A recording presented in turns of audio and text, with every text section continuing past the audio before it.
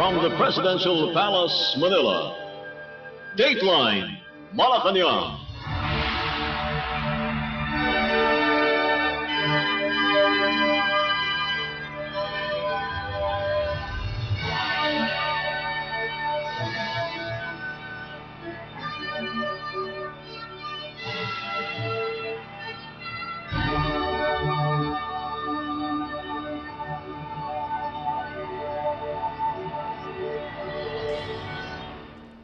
Good day. This is Dateline Malacañang. Philippine President Ferdinand R. Marcos Jr. on Monday assured Mindanaoans that no area will be left behind in the administration's Build Better More infrastructure program, noting that key infrastructure projects will also reach the rural areas. This as the President inaugurated the over 5 billion peso Malitubog Maridagaw Irrigation Project 2 or MMIP2 in Pikit, Cotabato Province. In his speech during the inauguration, the Chief Executive said, more agricultural projects are coming to the region. President Marcos added that more services will be provided to raise the standard of living of Filipinos, especially those in the Bangsamoro Autonomous Region in Muslim Mindanao or BARM. The MMIP2 in Villarica, Midsayap is expected to supply water to over 10,000 hectares of farmland in Pikit and Alyusan in Cotabato Province and Pagalungan and Datu Montawal in Maguindanao Province, which is twice the size of Manila City.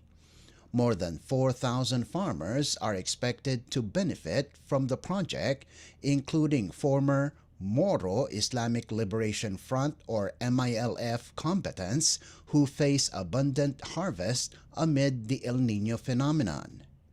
Let's listen to the speech of Philippine President Ferdinand R. Marcos Jr. at the inauguration of the Malitubog Maridagaw Irrigation Project 2 in Cotabato Province.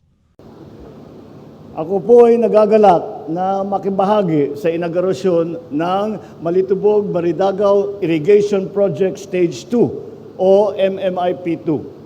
Dahil magbibigay ito ng patubig sa halos 10,000 ektarya ng lupa na ang area na yan ay mas malaki pa, higit ng 2 beses ang buong lungsod ng Maynila. Ang MMIP ay pwede rin tawaging mas malaking irrigation project. At hindi lang mas malaki, mas maganda pa. At kung dami naman ang benepisyaryo ng susumahin, higit sa 4,000 magsasaka ang makikinabang nito. Ani nila ay sasagana, buhay nila ay gaganda. Nandyan yung ating ibang sa ating ng mga representative na mga farmer leader. Ito po ay para sa inyo. Yan ang ginhawa na dala ng patubig. Kaya naman, ang kanal ng MMIP2 ay di lang agusan ng tubig, hindi lang daluyan ng buhay, at bukal ng pag-asa ng ating lahi. Without water, there are no farms. Without farms, no food. No food, no life. Therefore, water is life. With this comes another fundamental truth. Without water security, we cannot have food security. Ang tubig ng irigasyon na ito ay hindi lang bubuhay sa ating pananim. Ito rin ang didilig sa kapayapaan ng ating binubuhay, sa demokrasyang ating pinapalago. Ang patubig na ito ay hindi lang magpapalaki ng ani ng palay, mais at gulay. Ito rin ay inaasahan magbubunga ng matamis na pag-unlad at matitikman ng lahat. With this irrigation project, the land will become a fertile field of grain. It will bring many bountiful harvests, nourish many families, and ensure their children will get their fair share of progress. It will put food on your plates so that people may share their blessings at the table of peace. This irrigation would water not only the crops that we grow, but the peace that we want to take root in this land. Because peace and freedom must be tended and watered as well. Only then can we be assured that it will flourish and bear fruit for all. So it is not only an agricultural project, it is a major infrastructure for peace and development as well. Kaya saludo ako sa lahat ng mga nagsikap upang agad na mabuksan at mapakinabangan ng ating mga kababayan ang MMIP2. Nagpapasalamat ako sa NIA at sa suporta ng ating local government na ang ating mga uniform personnel na talagang ay nagkaisa at sama-sama ay ginawa itong proyektong ito. At yan po ang aming tinatawag na whole of government approach. Ibig sabihin, hindi lamang isang ahensya ng pamahalaan ang magtatrabaho sa isang project. Lahat ng kailangan na departamento man o ahensya ng gobyerno, lahat ng kung kanino tayo nangangailangan ng tulong, sila ay kasama sa project. Kaya buong gobyerno po ang nagsikap upang ito ay mabuo. At ang tagumpay na ito ay nagpapatunay sa determinasyon ng inyong pamahalaan upang tulungan ang ating mga magsasaka at palakasin ang ating sektor ng agrikultura. Meron lang pong akong habilin. Ang proyektong ito ay mula sa taong bayan, tungo sa taong bayan, kaya dapat pangalagaan din ng taong bayan. As a people-owned infrastructure, you must take care of this very valuable project that we are inaugurating today. Mahalin, ingatan, pangalagaan, magbigyan at huwag abusuhin. Patakbuhin ng mabuti upang mapakinabangan ng mga darating pa na mga salinlahi. Hindi po tayo ang nagmamay-ari ng proyektong ito. Bagkus tayo po ay tagapangalaga lamang nito para sa susunod na mga henerasyon. Kaya tiwala ako na ang seryoso ninyong gagampanan ang inyong responsibilidad sa pag-maintain nito ng pasilidad na ating ginawa ngayon. Buo ang aking tiwala sa ating mga Irrigators Association at na mga ito ang dahil ito ay isang magandang halimbawa ng tinatawag ng democracy in action na itataguyod ang interes ng nakakarami. Sa puntong ito, hayaan ninyong maggawad ako ng panata. Hindi lang po irigasyon ang dadaloy sa inyong lupain. Marami pang proyektong pang-agrikultura ang darating. Marami pa pong serbisyo na ilalaan upang maitaas ang antas ng pamumuhay ng ating kababayan, lalo na ang mga nasa farm. Ginagaranti ako sa inyo na ang Build Better More na programa natin ay hindi lang pangkalunsuran, ito ay pangkanayunan at pangkalahatan. Sapagkat saan man kayo sa bansang ito, kasama kayo sa pag-unlad na minimithi natin sa ilalim ng bagong Pilipinas. You just heard the speech of Philippine President Ferdinand R. Marcos Jr. at the inauguration of the Malitubog-Maridagao Irrigation Project 2 in Cotabato Province. Dateline Malacañang. Philippine President Ferdinand R. Marcos Jr. on Monday said he has instructed concerned government agencies to closely monitor the power situation amid the successive red and yellow alerts of power grids. The president said the power supply problems in the country is not artificial, noting that power systems are overloaded due to high electricity demand amid the extreme heat being experienced nationwide. In a media interview in Pikit, Cotabato Province, the chief executive said the National Grid Corporation of the Philippines, or NGCP, has been instructed to establish more transmission lines as well as submarine cables. Definitely it's not an artificial crisis dahil talagang the power systems are overloaded. Ang naging consumption natin biglang tumaas talaga because of dahil napakainit. Kaya't nakabantay kami ng husto. Kaya't naman nagkakaroon ng problema sa mga iba't ibang sistema, kaya namin tinututukan. At yung pagtaas meron kaming mga plano, mga strategy para hindi na magtaas ang presyo ng kuryente, at least for now in this crisis time, dahil patuloy tuloy-tuloy dahil demand and supply, pataas ng presyo. So gagawa natin ng paraan para medyo ma-control na mabuti yan. So that's those are the things. Well, sa NGCP patuloy yung ating sinasabi sa kanila na magtayo na sila ng mga kanilang mga transmission lines na matagal nang inaantay, pati yung mga submarine cable ginagawa na natin para naman kapag may kuryente sa ibang lugar na excess capacity ay pwedeng dalhin sa ibang lugar na kulang naman. Kaya ito ang aming matagal na dapat na ginawa ito, pero nakaligtaan yata ng mga iba. Kaya ngayon lang tayo naghahabol. But we are continuing to monitor the power supply. We are continuing to monitor the price, and we are continuing to encourage and to endorse all of the programs of NGCP so that they will increase the coverage of their transmission lines all over the country. Philippine President Ferdinand R. Marcos Jr. Dateline Malacañang. Philippine President Ferdinand R. Marcos Jr. on Monday assured the public that the government has an integrated approach in addressing and easing the impact of the La Niña phenomenon as the country is poised to face more storms this year. In a media interview in Piquet, Cotabato Province, the president said the new approach in flood control system today has integrated irrigation and even fresh water supply. The chief executive said the approach to flood control, irrigation, everything has changed, and that is what the administration is experimenting right now. Ay, wala tayong ibang magagawa kung hindi talaga ito ang naging sistema ngayon. Dati ginagawa natin pang-irrigation. Sasabihin ng pang-irrigation yan.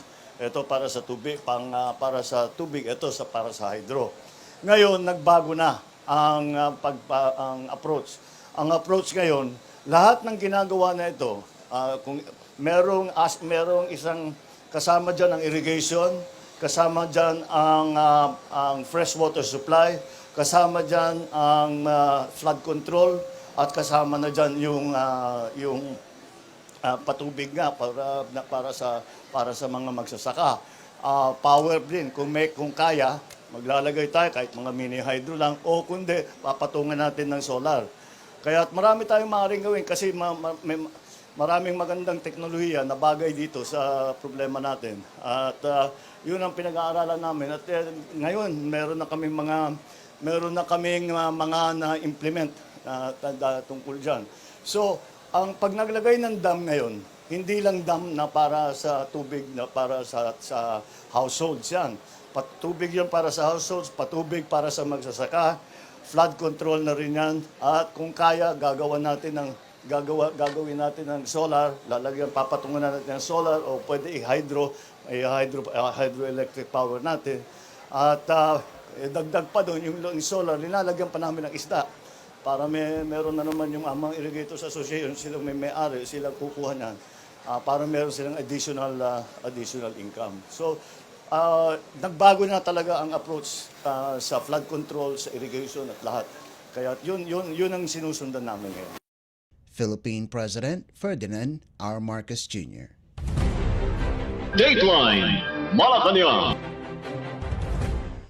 Philippine President Ferdinand R. Marcos Jr. on Monday distributed the cash checks worth 100,000 pesos in financial assistance to 7 soldiers in Maguindanao del Norte province who were wounded while in the line of duty. The recipients of the cash assistance were wounded during the recent operations against the Bangsamoro Islamic Freedom Fighters or BIFF in Datu, Saudi Ampatuan, Maguindanao del Sur Province on April 22nd. Recipients of the cash checks were Second Lieutenant Nigle Bastian, Sergeant Oliver Lanestosa, Private First Class Gerald Alawin, Private First Class Michael Composo, Private J.R. Alocada, Private First Class Jericho Watil, and Staff Sergeant Rold Romualdo. They are currently admitted in the Battle Casualty Ward at Camp Brigadier General Gonzalo Sionco in Datu Odin Sinsuat, Maguindanao del Norte Province. Dateline Malacañang. Philippine President Ferdinand R. Marcos Jr. on Monday expressed optimism that the Armed Forces of the Philippines or AFP can secure peace and order for the May 2025 Bangsamoro parliamentary elections.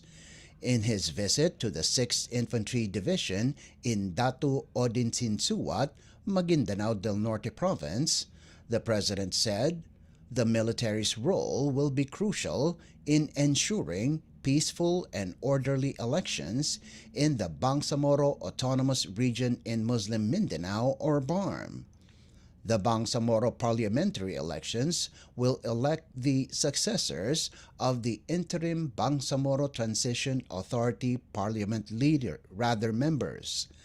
During his visit, the President also awarded the Distinguished Conduct Star or DCS to 2 soldiers and the Gold Cross Medal to 3 soldiers for their heroism in a recent encounter with the Bangsamoro Islamic Freedom Fighters Karyalan faction. The Commander-in-Chief paid tribute to the soldiers' heroism and vowed to continue looking after their welfare as well as their families.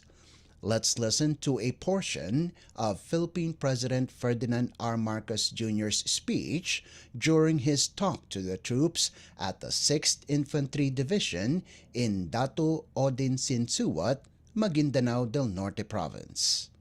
Your sacrifices and hard work continue to safeguard the lives of our fellow Filipinos and preserve the hard-won gains of the peace process. To this day, you continue to show the true essence of service and of selflessness.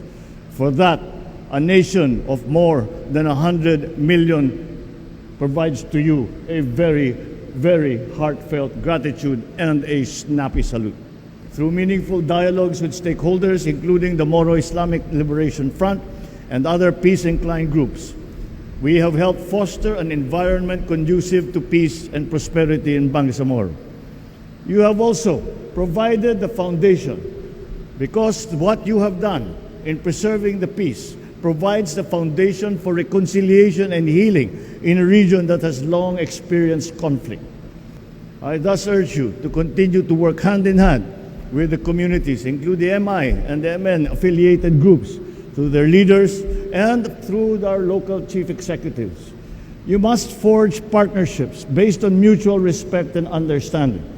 We can overcome the obstacles that stand in the way of peace and progress in this way. Even as I ask you to be peacemakers, you must continue with your core competency as war fighters because the fight is not yet over. I am happy though to say that the enemy is not taking the fight to us anymore. We are taking the fight to them, and that is a sure sign of success. The upcoming first BARM parliamentary elections in May 2025 will represent a big milestone in our journey towards a meaningful autonomy and a peaceful Bangsamoro.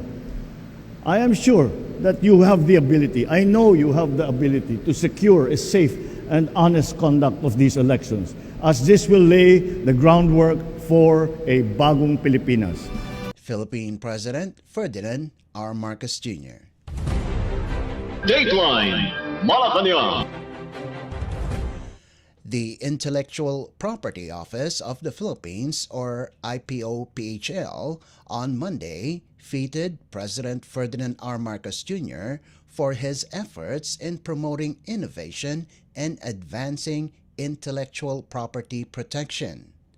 Executive Secretary Lucas Bersamin received the first IP Champion Award on behalf of the President during the Gawad Yamang Isip or GYI Awards at Dusit Thani, Manila in Makati City.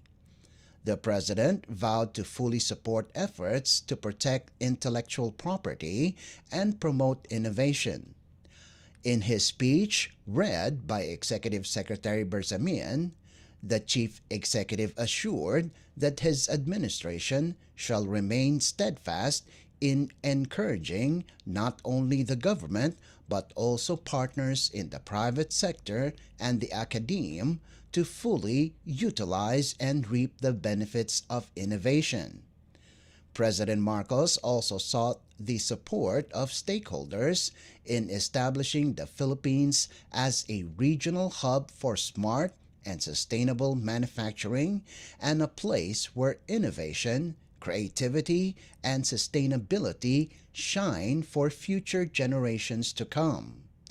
The GYI Awards commended Filipinos and homegrown brands and technologies whose IP made a positive impact on people, the planet, and peace. The GYI is the most prestigious Philippine award on innovation, creativity, and intellectual property. This year's awards follow the theme set by the World IP Organization, or WIPO, for World IP Day, which focuses on IP and SDGs, building our common future with innovation and creativity. Among the IPO Phil's National IP Month partners are the Presidential Communications Office, National Commission for Culture and the Arts, and the National Economic Development Authority. Dateline Malacañang. Philippine Department of Migrant Workers, or DMW Secretary Hans Leo said his forthcoming trip to the Kingdom of Saudi Arabia, or KSA, in May will tackle, among other things, the unpaid claims for wages and other benefits of some 10,000 displaced overseas Filipino workers, or OFWs, whose companies went bankrupt from 2015 to 2016. Kakdak, who was appointed as ad interim DMW Secretary by President Ferdinand R. Marcos Jr. last Wednesday, added that the visit is expected to strengthen bilateral relations between the two countries further, even as it hopes to move the matter of the claims closer to completion. Among the bilateral matters up for discussion are the strengthening of institutional mechanisms assuring fair, ethical, and safe recruitment and employment of OFWs, and Saudi Arabia's request for more Filipino workers to help in its ambitious Vision 2030 development program. Over 10,000 OFWs, as well as thousands of other foreign workers in Saudi Arabia, lost their jobs after their companies declared bankruptcy and folded up between 2015 and 2016. A major turning point in the long-drawn-out legal disposition of the claims cases happened in November of 2022 during a meeting between President Marcos and Crown Prince Mohammed bin Salman, when the latter said the Saudi government was ready to take on the financial settlement of the claims. During the meeting, the Crown Prince informed President Marcos that his government was setting aside a 2 billion Saudi Riyal fund for this purpose. In November and December 2023, some 1,500 Saudi claimants started receiving their claims checks from the Saudi Alinma Bank, representing the amounts due to them from their bankrupt companies. To assist the claimants and their surviving heirs, the DMW entered into a Memorandum of Agreement or MOA with the Land Bank of the Philippines and the Overseas Filipino Bank or OF Bank to expedite the processing and encashment of their claims checks. Secretary Kakdak said earlier that he is hopeful the next tranche of claims check distribution will occur during the second quarter of 2024. Dateline Malacañang. And finally, the Philippines Weather Bureau on Monday cautioned the public against heat-related symptoms and the dangers of heat indices categories. This after the Philippine Atmospheric, Geophysical and Astronomical Services Administration or PAGASA said, high temperatures will continue over parts of the country in May, with northern Luzon forecast to reach up to 40.8 degrees Celsius. Heat indices of 41 degrees Celsius up to 51 degrees Celsius are in the danger category. Under this level, heat cramps and heat exhaustion are possible, while continued exposure could also cause heat stroke. On the other hand, heat indices of 52 degrees Celsius and above are considered extreme danger, wherein direct sun exposure could cause heat stroke. Zambales registered a 53 degrees Celsius heat index on Sunday, the highest so far this year. On Saturday, the temperature in Metro Manila reached 38.8 degrees Celsius. Meanwhile, at least 39 areas across the country are forecasted to experience danger level heat indices on Tuesday. The highest is at 49 degrees Celsius in Dagupan City, Pangasinan Province, while a 47 degrees Celsius heat index is forecast in Apari, Cagayan Province, and 46 degrees Celsius in Tuguegarao City, also in Cagayan Province. In the meantime, PAGASA said, the Intertropical Convergence Zone or ITCZ affecting southern Mindanao will cause scattered rain showers and thunderstorms over Davao Region, Surigao del Sur, South Cotabato, Sultan Kudarat, Sarangani, Zamboanga del Sur, Zamboanga Sibugay, Basilan, Sulu, and Tawi-Tawi. Moderate to heavy rains in those areas could result in flash floods or landslides. The rest of the country will continue to experience fair weather with isolated rain showers due to the easterlies and localized thunderstorms. Dateline Malacañang. Before we conclude our program, we would like to invite everyone to come and visit our Facebook and YouTube channel at Radyo Pilipinas World Service. You will be able to hear and view our Filipino and English programs, including news updates here in the Philippines. Kindly subscribe, like, and share our posts as well. And that concludes this edition of Dateline Malacañang. For Radyo Pilipinas World Service, this is Leo Magpayo. Good day and stay safe. From the Presidential Palace, Manila, Dateline Malacañang.